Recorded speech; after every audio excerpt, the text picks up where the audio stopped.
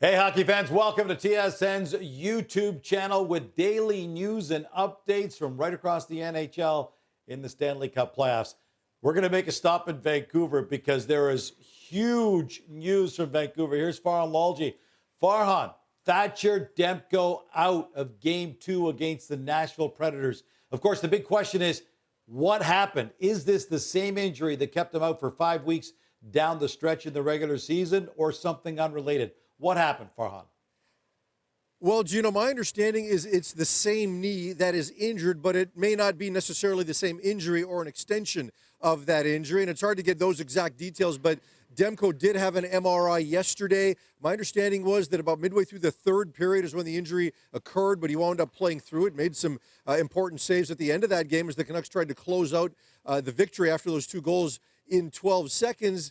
But he did skate yesterday. It was on his own before the team had their optional at around 12:30 Pacific time. He didn't take part in that, and really not many of the key Canucks did, so that wasn't necessarily a panic. He was originally scheduled to speak post-game after Game 1, but then we were told he was getting treatment, something that also isn't entirely new when it comes to Demko, so no panic. And then all of a sudden, this morning, he wasn't on the ice. Artur Silovs was here. He hadn't been fully recalled yet, or at least formally, so we knew something was up at that point, and sure enough, they're now saying he is questionable for a return at some point in this series. Now, the fact that he didn't skate yesterday is a positive, but this isn't good because he is a key member of the Vancouver Canucks, and they are a much better team with him in the lineup. It's going to cause all sorts of angst in Canuck Nation, but when you talk to Canuck players this morning, they still feel encouraged, still feel optimistic with how they're playing, and we'll get into the numbers shortly, I'm sure, but this is a team that has played much better defensively this season as they've revamped their D in its entirety, and they've certainly been even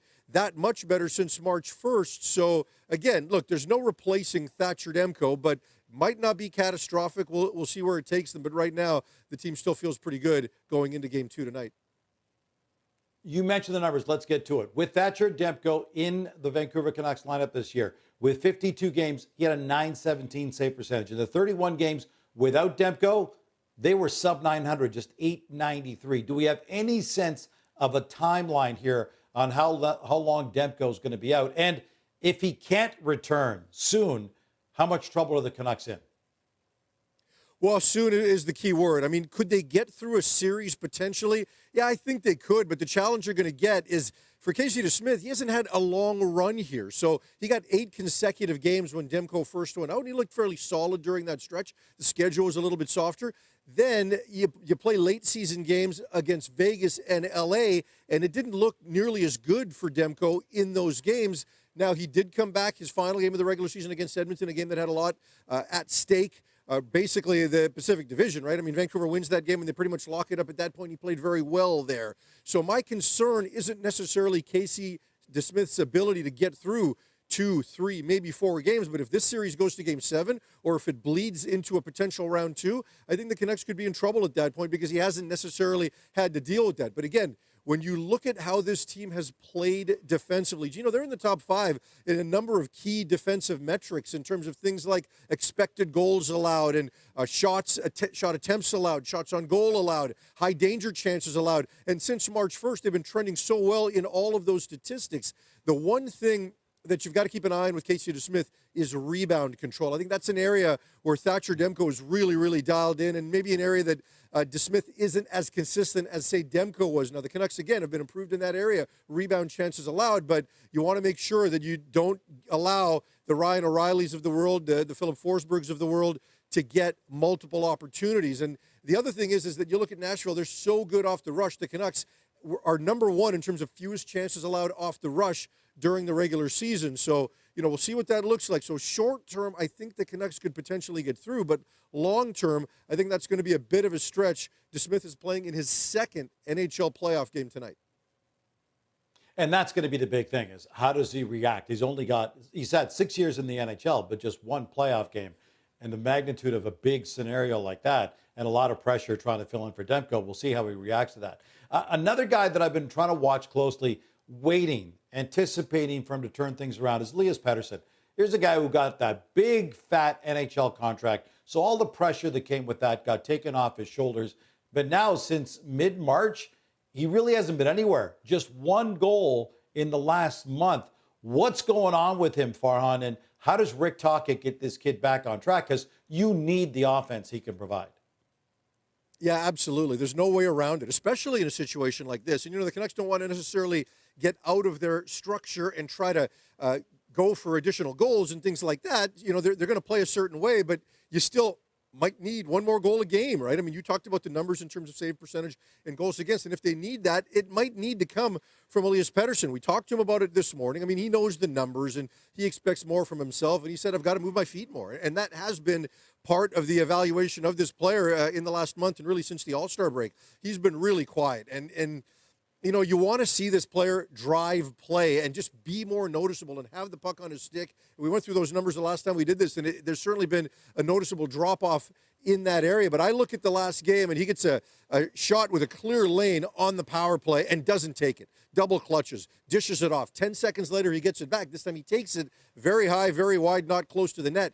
And he's also on the ice too much, right? And when I say on the ice, I mean like on the ice in terms of knees and backside. He's got to stay on his feet and be stronger on his skates because that's also been a problem. Rick Tocchet was asked about this, and he said that, just as a line, because Nils Höglander, his line mate, the two of them have been together quite a bit this season. He's also been a little bit quiet, and Höglander's so effective on the forecheck. They need to work on how they stay connected through their forecheck. Looks like it's going to be Ilya Mikheyev starting the game on that line. So how do they work together and potentially get the puck to Pettersson? But if you're a player like Pettersson, you shouldn't always rely on others to get it to you. You need to have the ability, because you've shown it earlier in your career, to go get the puck and make things happen on your own if that's what's needed. So the other thing, too, is that he's not going to get any matchups, right? I mean, you look at what happened in Game 1, and they virtually split it down the middle. It was Elias Lindholm with Dakota Joshua and Connor Garland on his wings, and JT Miller with Pius Suter and Brock Besser on his wings. They got all the matchups against that Ryan O'Reilly, Forsberg, and Nyquist line. So if you're Pettersson, you're getting freed up. You're getting offensive zone opportunities. They even had him with Miller and Besser from time to time in offensive zone faceoffs. So you are getting opportunities. You're getting favorable matchups. They got crushed in terms of the underlying metrics and how much time they spent in their own zone in Game 1 against mid-level forwards. It's got to change because the Canucks long-term can't survive without this. You know who's been really impressive, who I loved watching in game number 1 as well as what he did in the regular season, was Quinn Hughes. The overwhelming favorite for the Norris this year. The guy doesn't miss a beat, step into the postseason. He got 2 assists in the opener for 2 points. Does he just continue to impress? I mean, what is the feeling in that city when you're watching this guy play night in, night out? Well, Gino, we've just never had a defenseman like this in Vancouver. I mean, he's 25 years old, and every day he's breaking a Canuck club record, and you're seeing him on NHL lists with names like Orr and Coffey and Leach. And, it's amazing watching this guy play because he plays with ice water in his veins. He is calm. I thought that Nashville was going to be very aggressive with him and trying to get the puck off his stick early in the defensive zone before he can really get going. And he kind of had his way through the neutral zone, establishing entries in Game 1. And, he came into this season really wanting to score more. And not from a selfish standpoint, but he just wants to round out his game and do so much more. And we've seen that at various times here. He's been more aggressive with his shot. He walks the line and gets the shot off quick. Isn't necessarily looking for the biggest shot. Just get one into a lane on net. Maybe stick gets it like Suter did on the game-tying goal in the last one. So, and he logs heavy minutes. He didn't in Game 1. Fortunately for Vancouver, he was under 22 minutes. But normally this guy is comfortable 25, 26 minutes. And as much as teams try to get a body on him and try to wear him down, it's just a lot easier said than done. So we can't offer a comparable from a Vancouver Canucks standpoint. I mean, he'll wind up setting the club's all-time points record probably as soon as next season. So just watching this guy play, it's something Vancouver fans have never had and certainly something they're enjoying and not taking for granted. Well, Farhan, there was so much confidence after the opening win over the Nashville Predators. Now, huge question marks of how they do without Thatcher Demko. We appreciate this, Farhan. Enjoy Game 2, and we'll chat again right after the game. All right, my friend.